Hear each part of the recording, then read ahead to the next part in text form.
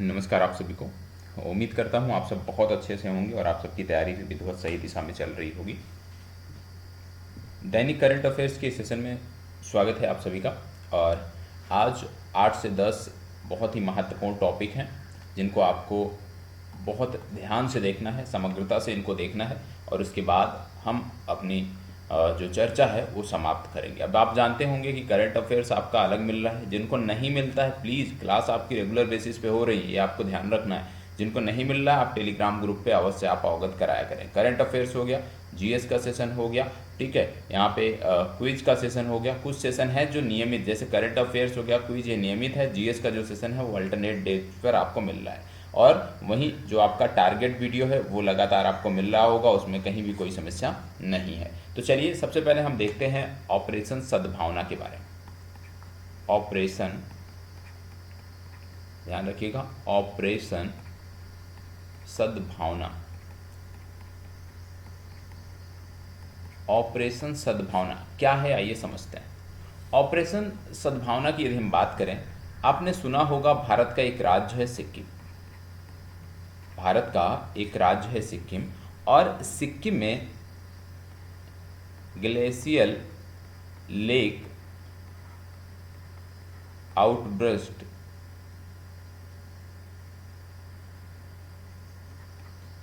Flood हुआ था, ठीक है, ग्लेशियर लेक आउटबर्स्ट फ्लड हुआ था। और उसी के बाद जब ये एक प्रकार से आप कह सकते हैं कि ये आपदा आई थी, उसी समय भारतीय सेना द्वारा इसको प्रारंभ किया गया था, ठीक है, भारतीय सेना द्वारा इसको प्रारंभ किया गया था, ये आपको पता होना चाहिए। और इसमें यदि हम बात करें तो आपको याद रखना है कि यहाँ पे विशेष रूप से जब हम बात करेंगे ऑपरेशन सद्भावना की, तो आपसे यही पूछा जाएगा कि कहाँ पे चलाया गया था, सिक्किम में चलाया गया था। क्यों? क्योंकि एक ग्लेशियल लेक थी जहाँ से भारी मात्रा में फ्लड आया था, बाढ़ की स्थिति आई थी, और वहाँ पे नियंत्रण करने के लिए, लोगों में बचाव और राहत कार्यक्रम चलाने के लिए ये इंडियन मिलिट्री द्वारा, भारतीय सेना द्वारा इसको प्रारंभ किया गया था। यदि झीलों की बात की जाए तो याद रखना है संगालफू एक झील आती है, और दूसरी झील जो आती है जिसको आपको याद रखना है सिक्किम के संदर्भ में, गुरु डोंगमार लेक। तो ये दोनों झीलें भी आपको याद रखनी, क्योंकि ये पूछी जा सकती हैं, संगालफू लेक कहाँ पे है और गुरु डोंगमार लेक का संबंध कहाँ पे है, तो ये दोनों आपको याद रखना है। हम बात कर रहे हैं आउटबर्स्ट फ्लड की, बाढ़ की बात कर रहे हैं, ठीक है। तो यहाँ से मैं आपको बता दूं कि भारत ने बाढ़ में तबाही की सहायता, भारत ने, याद रखिएगा, भारत ने बाढ़ में, एक देश था जहाँ पे तबाही आई थी बाढ़ से, उस देश को बाढ़ की प्रभाव से या बाढ़ के बाद जो नुकसान हुआ था उसकी भरपाई के लिए भारत ने उस देश को $1 मिलियन का, आप कह सकते हो, बाढ़ राहत सहायता प्रदान की थी। और ये जो देश था ये था केन्या। तो याद रखना है, केन्या में जब तबाही आई थी, बाढ़ आया था, तो वहाँ पे भारत ने $1 मिलियन की बाढ़ राहत सहायता प्रदान की थी, ये आपको पता होना चाहिए। अब केन्या में बाढ़ आया क्यों था, तो आपको बता दें, यहाँ एक चक्रवात आया था जिसका नाम था हिदाया। क्या नाम था? हिदाया चक्रवात। तो यदि आपसे पूछ लिया जाए कि हिदाया चक्रवात का संदर्भ कहाँ से है, तो आप बताएंगे कि हिदाया चक्रवात का संदर्भ जो है ये है केन्या से, और ये चक्रवात जो था ये हिंद महासागर रीजन में आया था, ये भी याद रखना। हिंद महासागर रीजन में हिदाया नामक चक्रवात आया था। विशेष रूप से जो तंजानिया है, तंजानिया का जो तट है, जो मलावी का तट है, वो भी इससे प्रभावित हुए थे। तो इसको आपको याद रखना है कि पूर्वी अफ्रीका में 2 से 3 ऐसे देश थे जो हिदाया चक्रवात से प्रभावित हुए थे। और क्योंकि सबसे ज़्यादा तबाही केन्या में आई थी, इसलिए केन्या को भारत सरकार ने $1 मिलियन की बाढ़ राहत सहायता प्रदान की है। जब हम केन्या की बात कर रहे हैं तो आपको याद रखना है, केन्या का एक पोर्ट याद रखना है जिसका नाम है मोम्बासा पोर्ट, ये आपको याद रखना है, ठीक है। मोम्बासा पोर्ट ये केन्या का है। और आप जानते हैं केन्या वही देश है जहां से भारत सरकार क्या ला रही है, भारत सरकार चीतों को भारत में पुनर्स्थापित कर रही, भारत को भारत चीतों को लेके आ रहा है यहाँ से। और आपको बता दें कि ये जो चीते लाए जाएंगे, केन्या से जो चीते लाए जाएंगे, ये कहाँ रखे जाएंगे? ये रखे जाएंगे Gandhi Sagar wild life sanctuary. कहाँ रखे जाएंगे? Gandhi Sagar wild life sanctuary में ये चीते रखे जाएंगे। और ये कहाँ पे है Gandhi Sagar wild life sanctuary? तो आपको बताना है कि Gandhi Sagar wild life sanctuary का संदर्भ मध्य प्रदेश से है। और यहीं पे पहला होमवर्क मैं आपको दे रहा हूँ। होमवर्क क्या है? होमवर्क पहला है कि भैया गांधी सागर डैम पढ़ा होगा आपने। गांधी सागर डैम आपने पढ़ा होगा, किस राज्य से संबंधित है आपको बताना है। आपने जवाहर सागर डैम पढ़ा होगा, जवाहर सागर डैम, इसको भी बताना है। और एक तीसरा डैम आता है राणा प्रताप सागर, राणा प्रताप सागर। ये तीनों डैम कहाँ पे पड़ते हैं ये आपको बताना है। साथ ही साथ किस नदी से संदर्भित हैं ये तीनों डैम, ये आपको कमेंट बॉक्स में बताना है। ये आज का आपका होमवर्क है, ये आपको याद रखना है, ठीक है। इसके साथ साथ आपको बता दें कि जब हम अफ्रीका कॉन्टिनेंट की बात कर रहे हैं तो इबोला की चाहे आप बात कर लो, इबोला हो गया, या एक वायरस और था जिसका नाम था मारबर्ग। तो चाहे इबोला की बात कर लो, चाहे मारबर्ग वायरस की बात कर लो, इन दोनों की जो उत्पत्ति है, WHO का मानना है, विश्व स्वास्थ्य संगठन का मानना है कि इनकी जो उत्पत्ति है ये कितुम केव से हुई है। और ये जो कितुम नामक केव है ये संबंधित है केन्या से। तो ये आपको याद रखना है कि इबोला और जो दूसरा वायरस था जिसका नाम है मारबर्गी, ये वायरस जो था इसकी उत्पत्ति यहीं से मानी जाती है। कौन से केव से? कितुम केव से। और इसका भी संदर्भ केन्या से है, अफ्रीका से है, ठीक है। हमने प्रारंभ में एक प्रश्न देखा था, संबंधित था सिक्किम से। यदि सिक्किम की हम बात करें तो आपको पता होगा सिक्किम ने अभी हाल ही में अपना 49वां स्थापना दिवस मनाया। 49वां स्थापना दिवस सिक्किम का मनाया गया है। और सिक्किम का जो 49वां स्थापना दिवस था ये 16 मई को मनाया गया, 16 मई 2024 को मनाया गया। और आपको बताता चलूँ कि 16 मई 1975 को 22वें राज्य के रूप में, ठीक है, 22वें राज्य के रूप में जो है इसको मान्यता दी गई थी। और यहाँ पे जो शासन था वो नाम ग्याल वंश का शासन था, ये भी याद रखना है। नाम ग्याल वंश का शासन सिक्किम में था, इसको भी आपको याद रखना है। इसके साथ साथ आपको बता दें कि एक रेलवे स्टेशन की इस समय चर्चा है जिसका नाम है रैंगपो रेलवे स्टेशन, ठीक है, Rangpo railway station. Rangpo railway station की जब हम बात करते हैं तो ये संबंधित है पेक्योंग जिला, ठीक है। और ये जोड़ता किसको है? ये जोड़ता है सियोक को ये वेस्ट बंगाल से जोड़ता है। तो रैंगपो रेलवे स्टेशन को भी याद रखना है जो सियोक को बंगाल से जोड़ता है।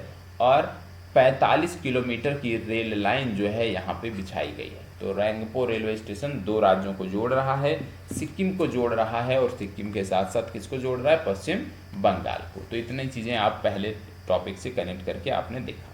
अब बात हम कर लेते हैं दूसरे टॉपिक की। दूसरा टॉपिक आपका जो है वो है एक मिसाइल से, और इस मिसाइल का नाम क्या है? इसका नाम है Bulava nuclear capable missile. Bulava nuclear capable missile. और ये जो बुलाबा न्यूक्लियर कैपेबल मिसाइल जो है ये संबंधित है रूस से। रूस वही देश है जिसकी संसद को हम बोलते हैं ड्यूमा, ठीक है, जिनके स्पेस एजेंसी का नाम है रोसकॉसमोस। इन्हीं की एक न्यूक्लियर कैपेबल ये मिसाइल है। इसकी जो मारक क्षमता है ये 8500 किलोमीटर, 8500 किलोमीटर इसकी मारक क्षमता है।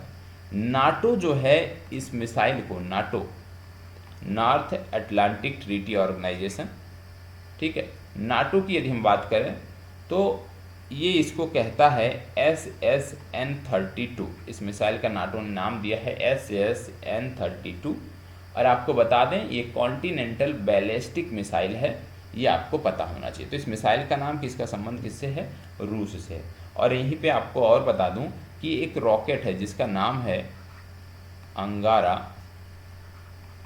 A5 rocket.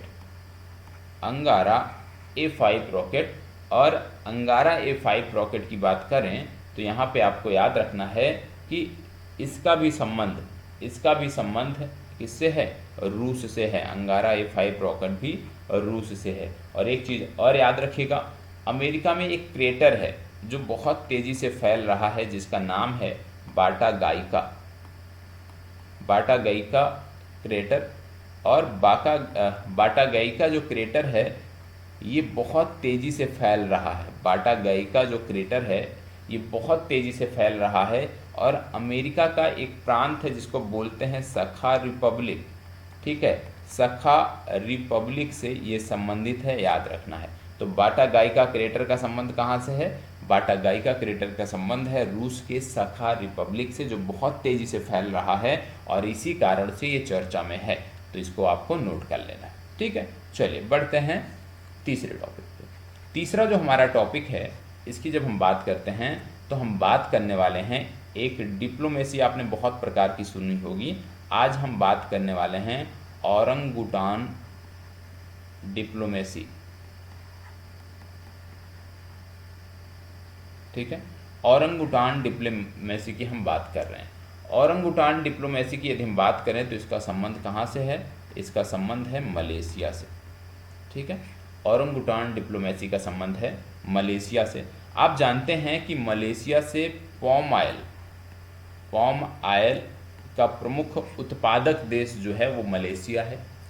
विश्व के विभिन्न कोनों तक, विशेष रूप से एशिया में यदि हम बात करें कि जो पॉम आयल की डिमांड होती है उसके 90% से ज़्यादा हिस्सा मलेशिया जो है वो पूरा करता है, उस डिमांड को फुलफिल करता है। तो मलेशिया में जो पॉम आयल के आप कह सकते हैं बागान हैं या इसके जो जंगल हैं, उन्हीं जंगलों में ये औरंगुटान जो है वो निवास करते थे। तो क्योंकि पॉम आयल के चलते लगातार जंगल कम हो रहे हैं, लगातार मानव हस्तक्षेप यहाँ पे बढ़ता जा रहा है, तो इससे जो इनकी संख्या है वो प्रभावित हो रही है और पेड़ पे रहने वाले जो अन्य जानवर हैं वो भी प्रभावित हैं। तो इसी को लेकर मलेशिया ने औरंगुटान डिप्लोमेसी प्रारंभ किया है कि जो देश मलेशिया से पॉम आयल का आयात करते हैं वो देश औरंगुटान को ले जाके अपने यहाँ सुरक्षित करेंगे। तो ये आपको याद रखना है। औरंगुटान डिप्लोमेसी क्या है? यहाँ से औरंगुटान जो है, जो एक विशेष प्रकार का बंदर होता है, उसको तेल खरीदने वाले देश भी ले जा सकेंगे, वो अपने यहाँ उनको सुरक्षित कर सकेंगे, जिससे उनकी आबादी घट रही है, जो उनको पर्यावरणीय समस्याएं देखने को मिल रही हैं वो समाप्त हो जाए। इसी तरह की एक अन्य डिप्लोमेसी शुरू हुई थी जिसको बोलते थे पांडा डिप्लोमेसी। और पांडा डिप्लोमेसी किसने शुरू किया था? पांडा डिप्लोमेसी शुरू किया था हमारे पड़ोसी देश चीन ने, ये भी आपको पता होना चाहिए। और आपको बता दें कि सर्वाधिक पॉम आयल उत्पादक देशों की जब आप बात करते हो तो दो प्रमुख देशों के नाम आते हैं। पहला है इंडोनेशिया और दूसरा है मलेशिया। ये दोनों प्रमुख पॉम आयल उत्पादक देश हैं, ये आपको पता होना चाहिए। यहाँ पे हम बात कर रहे हैं मलेशिया की, तो आपको बता दें कि भारत और मलेशिया के बीच, ठीक है, भारत और मलेशिया के बीच एक सैन्य अभ्यास भी होता है जिसको बोलते हैं समुद्र लक्ष्मण अभ्यास। समुद्र लक्ष्मण अभ्यास। और समुद्र लक्ष्मण अभ्यास भारत और मलेशिया के बीच आयोजित होने वाला सैन्य अभ्यास है। इसका आयोजन अभी पूर्व में विशाखापट्टनम में किया गया था। क्या इसके अतिरिक्त कोई और सैन्य अभ्यास भी हम मलेशिया के साथ करते हैं? तो बात आती है हरिमऊ शक्ति की। हरिमऊ शक्ति नामक सैन्य अभ्यास हम मलेशिया के साथ करते हैं। बात आती है उदार शक्ति की। उदार शक्ति नामक सैन्य अभ्यास भी हम मलेशिया के साथ करते हैं। इसके बाद आपको बता दें कि एक और महत्वपूर्ण फैक्ट आपको याद रखना है। आप जानते हैं यूएई देश के बारे में। ठीक है। यूएई देश ने अभी हाल ही में blue residency visa program launch किया है। ठीक है, blue residency visa program launch किया है। और ये क्या है? ये है पर्यावरण संरक्षण व सतत प्रयासों में महत्वपूर्ण, पर्यावरण संरक्षण व सतत प्रयासों में, पर्यावरण संरक्षण एवं सतत प्रयासों में महत्वपूर्ण योगदान देने वाले व्यक्तियों को लॉन्ग टर्म रेजिडेंसी के लिए जो है ये वीज़ा आप कह सकते हैं यूएई ने शुरू किया है। आपको पता होगा इससे पहले जब हमने बात किया था दुबई की, हमने बताया था कि दुबई ने क्या शुरू किया है? गेमिंग वीज़ा शुरू किया था, गेमिंग वीज़ा प्रोग्राम शुरू किया था। मतलब ऐसे लोग जो गेमर हैं, जो गेम डेवलपर हैं, उनके लिए वीज़ा ऑफर जो है वो दुबई ने किया था। अब आपको बता दें कि यहाँ पे जो वीज़ा है, जैसे एक होता है गोल्डन वीज़ा। गोल्डन वीज़ा की बात करें तो ये 10 वर्ष के लिए होता है, विशेष रूप से जो इन्वेस्टर्स होते हैं, जो एंटरप्रेन्योर होते हैं, उनके लिए होता है। दूसरा होता है ग्रीन वीज़ा। ग्रीन वीज़ा की बात करें ये 5 वर्ष के लिए होता है।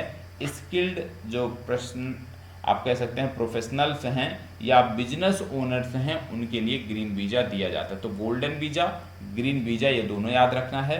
और गेमिंग वीज़ा किसने शुरू किया है? ब्लू रेजिडेंसी वीज़ा प्रोग्राम किसने शुरू किया है? तो ये दोनों आपको याद रखने की ज़रूरत है, क्योंकि दोनों अलग अलग प्रश्न हैं और जब पूछा जाएगा तो आपके लिए समस्या नहीं होनी चाहिए। तो ये हमारा था टॉपिक नंबर 3। अब बढ़ते हैं टॉपिक नंबर 4 की तरफ। टॉपिक नंबर 4 की बात करें तो बात आती है गूगल की।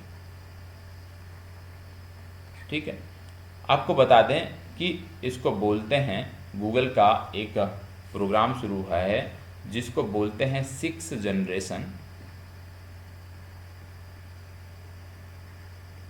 Generation tensor processing unit. Tensor processing unit, 6th generation tensor processing unit. ये क्या है? आपको बता दें कि इन्होंने, गूगल ने 6th generation tensor processing unit तैयार की है और इसका नाम इन्होंने दिया है ट्रिलियम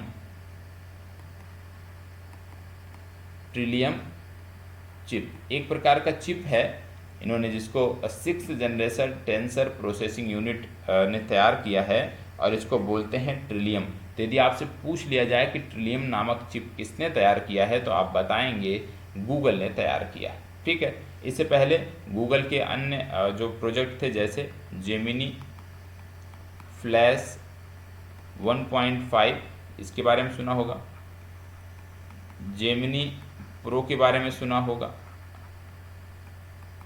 जेमिनी नैनो के बारे में सुना होगा,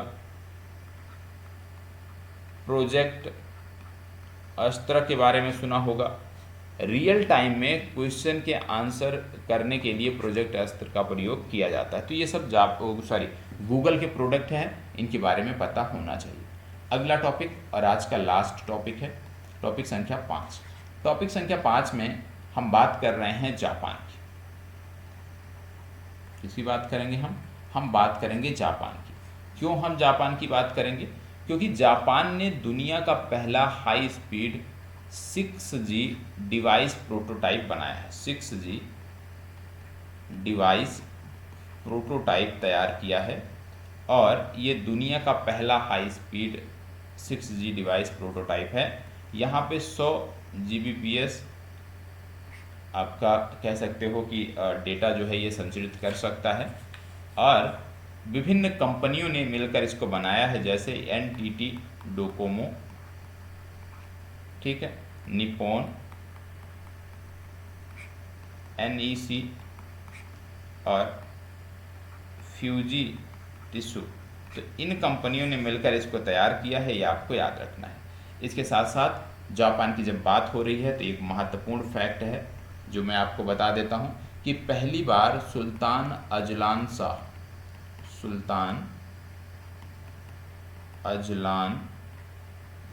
शाह हॉकी टूर्नामेंट, ठीक है। Sultan Azlan Shah hockey tournament ये प्रारंभ हुआ और आपको बता दें कि इसको जीता है जापान ने। पहली बार इस टूर्नामेंट को जापान ने जीता है, ये आपको पता। सुल्तान अजलान शाह हॉकी टूर्नामेंट सबसे पहली बार जापान ने जीता है और इसका आयोजन एक ही देश में प्रत्येक बार होता है, मलेशिया इसका आयोजन कराता है। तो इसका आयोजन हुआ मलेशिया में और जापान ने हराया किसको, तो जापान ने फाइनल में पाकिस्तान को हराकर इस खिताब को अपने नाम किया है। मलेशिया के एक सुल्तान थे, उन्हीं के नाम पर इस प्रतियोगिता का नाम रखा गया है, ये आपको पता होना चाहिए, ठीक है। इसके साथ साथ आपको बता दें कि एक प्रोजेक्ट चल रहा है जिसको बोलते हैं ग्लाइड फेज इंटरसेप्टर प्रोजेक्ट।